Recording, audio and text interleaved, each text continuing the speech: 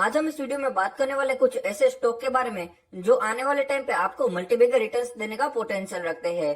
आप लोगों ने ये चीज तो जरूर सुना होगा कि ये स्टॉक ने पिछले एक साल के अंदर 20 गुना रिटर्न दिया है या तो फिर 50 गुना रिटर्न्स दिया है।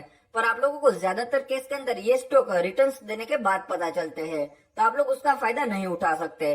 और ज्यादातर इन कंपनीज के अंदर एक चीज तो कॉमन ये होते है कि आज से 5 साल पहले उन कंपनीज की जो प्रोडक्ट है उसकी डिमांड इतनी ज्यादा नहीं थी, पर आने वाले टाइम पे यानी कि आज के टाइम पे ये सारी चीज की डिमांड काफी ज्यादा बढ़ने वाली थी।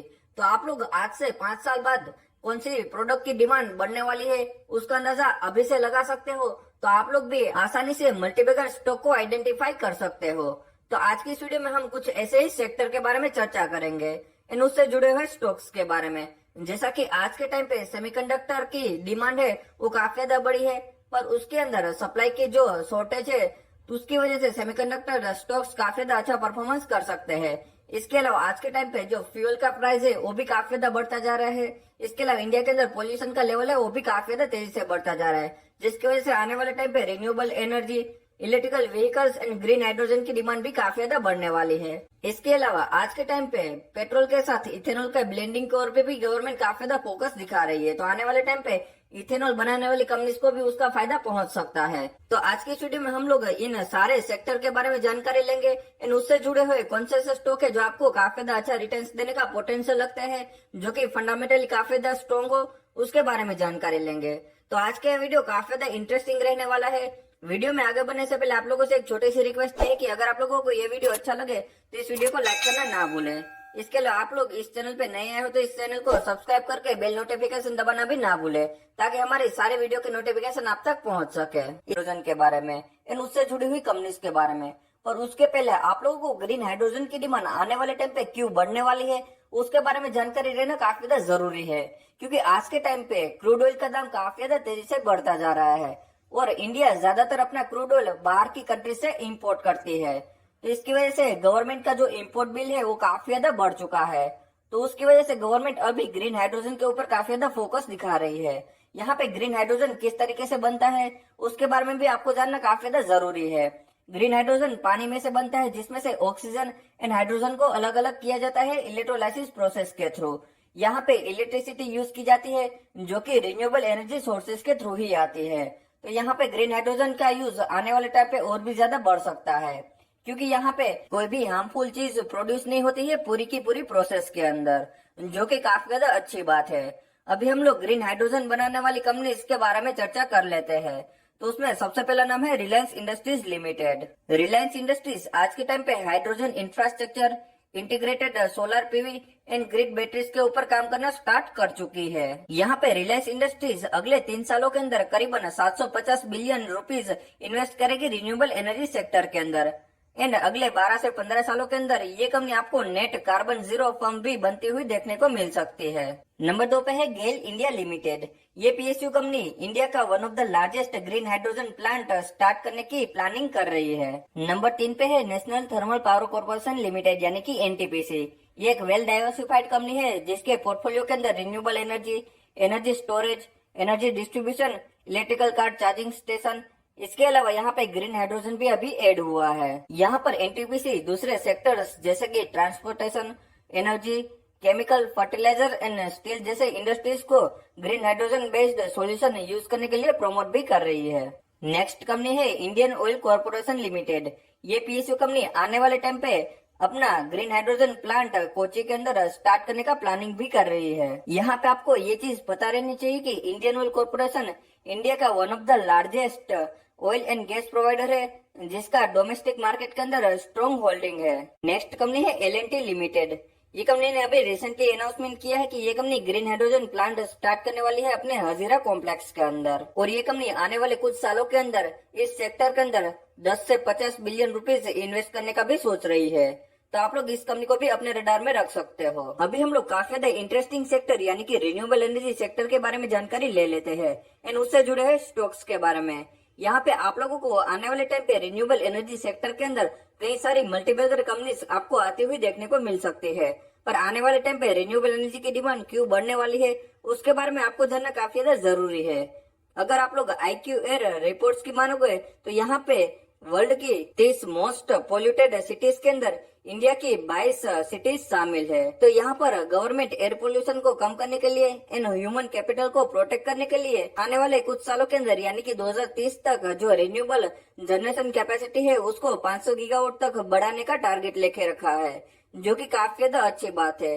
और इस वजह से आने वाले टाइम पे आपको रिन्यूएबल एनर्जी सेक्टर के अंदर काफी ज्यादा अच्छा बूस्ट भी देखने को मिल सकता है। अगर आप लोग 2005 में देखोगे तो इंडिया की रिन्यूएबल एनर्जी जनरेशन कैपेसिटी सिर्फ 10 गीगावाट के आसपास थी, जो आज के टाइम पे 100 गीगावाट के आसपास पहुंच चुके हैं।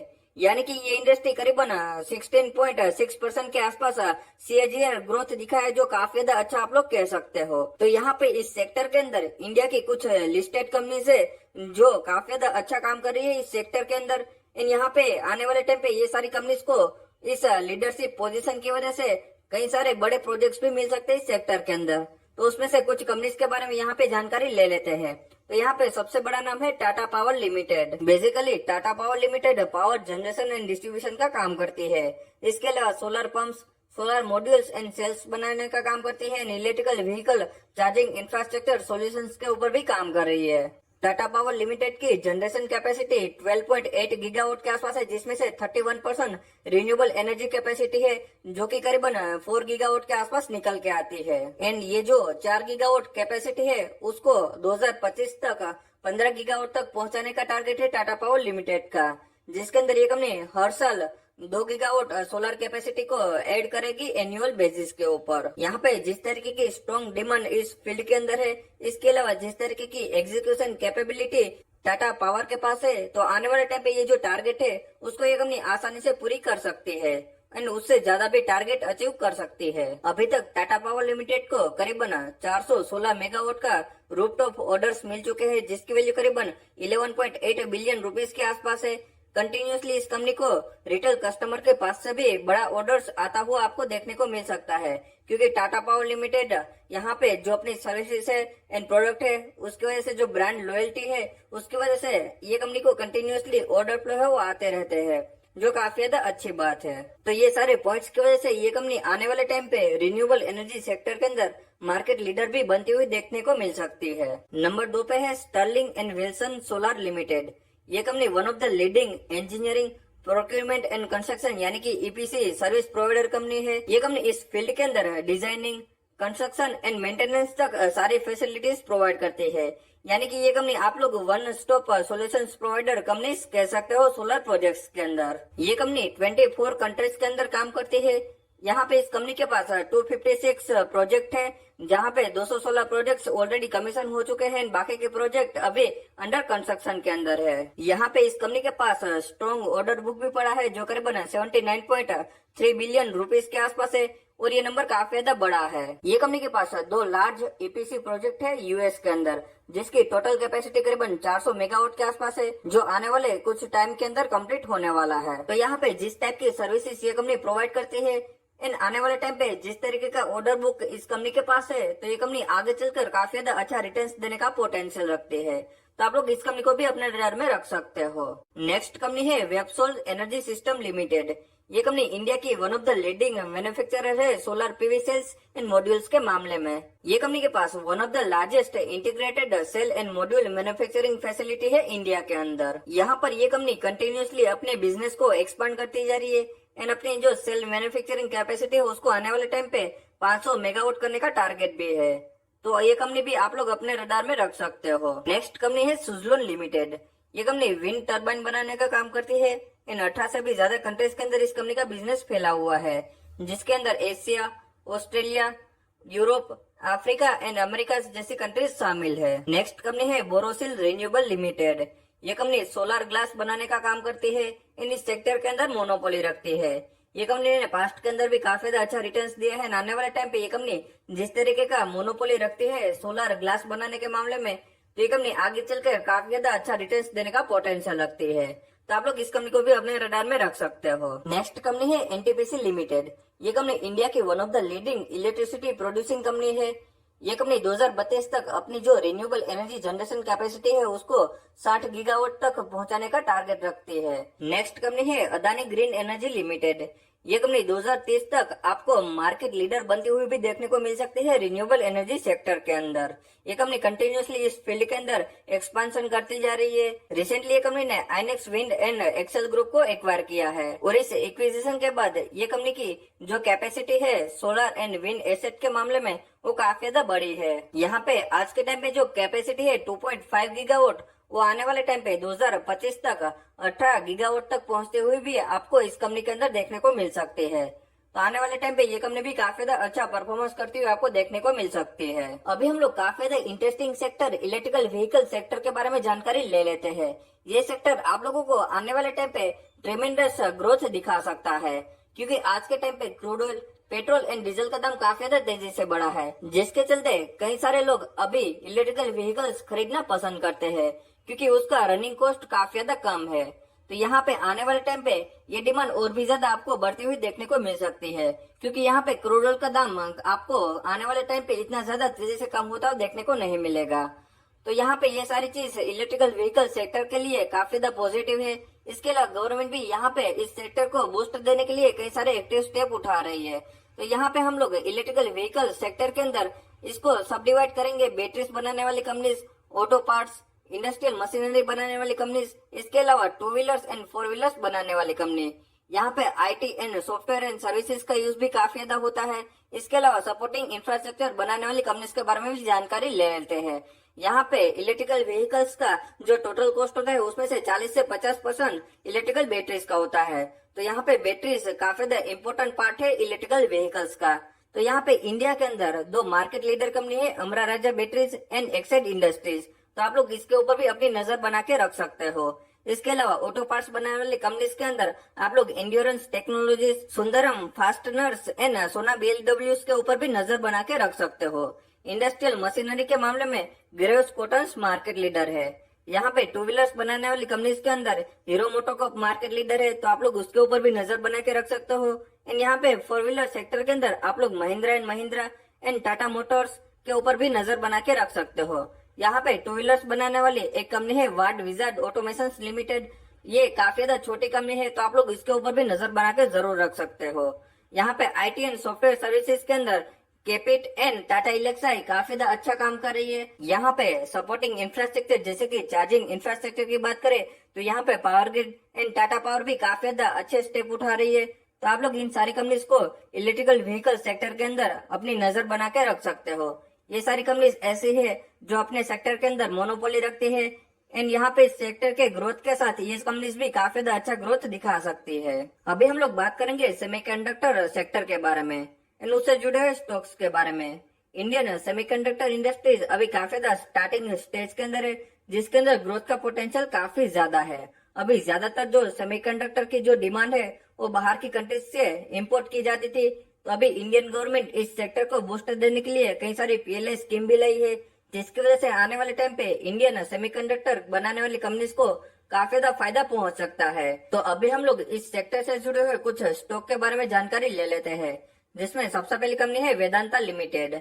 ये कंपनी ने रिसेंटली फॉक्सकॉन के साथ टाई अप किया है सेमीकंडक्टर इंडस्ट्रीज को बूस्ट देने के लिए इंडिया के अंदर। इसके अलावा आप लोग टाटा इलेक्साई के ऊपर भी नजर बना के रख सकते हो। ये कंपनी करीबन 300 बिलियन US$ इस सेक्टर के अंदर इन्वेस्ट कर सकती है। यहाँ पे आप लोग मोस्ट चिप के ऊपर भी नजर बना के रख सकते हो। ये कंपनी ने भी पास्ट के अंदर काफी ज्यादा अच्छा रिटर्न्स दिया है। इस कंपनी का मार्केट कैप काफी ज्यादा छोटा है, करीबन 1000 करोड़ के आसपास का मार्केट कैप है, पर आने वाले टाइम पे आप लोगों को ये कंपनी काफी ज्यादा अच्छा रिटर्न्स देती हुई देखने को मिल सकती है। यहाँ पे दूसरा मल्टीबैगर स्टॉक है ASM टेक्नोलॉजी लिमिटेड, जो कि सेमीकंडक्टर से जुड़ा हुआ है। तो आने वाले टाइम पे ये कंपनी भी काफी ज्यादा अच्छा रिटर्न्स दे सकती है। पास्ट के अंदर ये कंपनी ने पिछले 1 साल के अंदर भी काफी ज्यादा अच्छा रिटर्न्स दिया है। इसके अलावा आप लोग SPEL सेमीकंडक्टर के ऊपर भी नजर बना के रख सकते हो। ये सारे स्टॉक ऐसे हैं जो कि इंडियन स्टॉक मार्केट के अंदर लिस्टेड है एंड आने वाले टाइम पे जो पीएलआई स्कीम है गवर्नमेंट की ओर से आई है, तो उसका फायदा ये सारी कंपनीज को मिल सकता है। और ये सारी कंपनीज का मार्केट कैप ज्यादातर काफी ज्यादा छोटा है, तो आने वाले टाइम पे ग्रोथ का पोटेंशियल भी काफी ज्यादा है।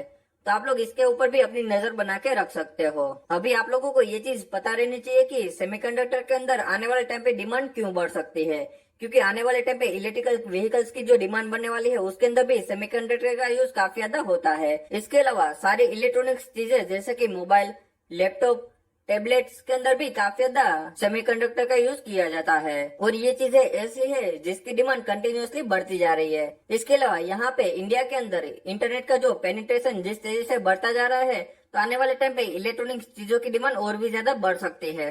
इसका डायरेक्टली फायदा इस कंपनीज को मिल सकता है। तो आप लोग इस 5 कंपनीज को भी अपने रडार में रख सकते हो। नेक्स्ट काफी ज्यादा इंटरेस्टिंग सेक्टर है इथेनॉल सेक्टर। अभी हम लोग इथेनॉल सेक्टर के बारे में एंड उससे जुड़े हुए स्टॉक्स के बारे में जानकारी ले लेते हैं। ये सेक्टर काफी ज्यादा इंटरेस्टिंग है एंड आने वाले टाइम पे इसके अंदर हमें काफी ज्यादा ग्रोथ देखने को मिल सकता है एंड इसके पीछे कई सारे रीजन भी है। जैसे कि इंडिया ज्यादातर अपना क्रूड ऑयल बाहर की कंट्रीज से इंपोर्ट करती है, जिसकी वजह से इंडिया का इंपोर्ट बिल काफी ज्यादा तेजी से बढ़ा है। तो उसको कम करने के लिए यहाँ पे इंडियन गवर्नमेंट यहाँ पे पेट्रोल के साथ इथेनॉल का ब्लेंडिंग के ऊपर काफी ज्यादा फोकस दिखा रही है। आज के टाइम पे पेट्रोल के साथ इथेनॉल का ब्लेंडिंग करीबन 10% के आसपास होता है, जो आने वाले कुछ सालों के अंदर आपको 20% तक भी जाता हुआ देखने को मिल सकता है। यहाँ पर इथेनॉल ब्लेंडिंग की वजह से जो एनवायरमेंट के अंदर पोल्यूशन होता है वो भी कम होता है, जो भी काफी ज्यादा पॉजिटिव बात है।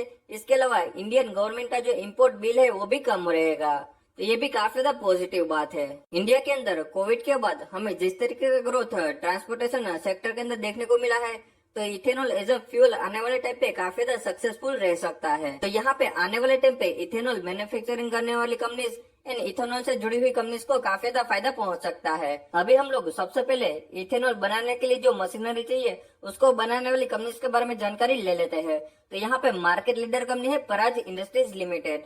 ये कंपनी ने मल्टीबैगर रिटर्न्स दिया है, फिर भी ये काफी ज्यादा अंडर वैल्यूड है। इसके अंदर हमें आने वाले टाइम पे और भी ज्यादा तेजी आती हुई देखने को मिल सकती है। इसके अलावा दूसरी कंपनी है ISGEC हेवी इंजीनियरिंग लिमिटेड। तो आप लोग इन दोनों कंपनीज के ऊपर भी अपनी नजर बना के रख सकते हो। यहाँ पर इंडिया के अंदर ज्यादातर इथेनॉल मैन्युफैक्चरिंग शुगर बनाने वाली कंपनीज के द्वारा ही किया जाता है। तो यहाँ पर आप लोग शुगर एंड इथेनॉल बनाने वाली कंपनीज जैसे कि Balrampur Chini Limited, Triveni Engineering, Shree Renuka Sugars Limited, EID Parry, Dalmia Bharat Sugars and Industrial Limited, Renuka Sugars, DCM Shriram, Uttam Sugar, Awadh Sugar and Dwarika Sugar के ऊपर अपनी नजर बना के रख सकते हो। ये सारी कंपनीज ऐसे है जो शुगर बनाने का काम तो करते ही है एंड कंटिन्यूअसली अपनी जो इथेनॉल प्रोडक्शन कैपेसिटी है उसके ऊपर भी फोकस दिखा रही है, कंटिन्यूअसली एक्सपेंशन करती जा रही है। तो आने वाले टाइम पे इथेनॉल के चलते ये कंपनी का प्रॉफिट काफी तेजी से बढ़ सकता है। तो ये कंपनीज भी आने वाले टाइम पे काफी अच्छा ग्रोथ दिखा सकती है। तो आज की इस वीडियो में हम लोगों ने ethanol, green hydrogen, electrical vehicles, semiconductor and renewable energy sector के बारे में जानकारी ली एंड उससे जुड़े हुए स्टॉक्स के बारे में, जो आगे चलकर काफी अच्छा रिटर्न्स देने का पोटेंशियल रखते हैं।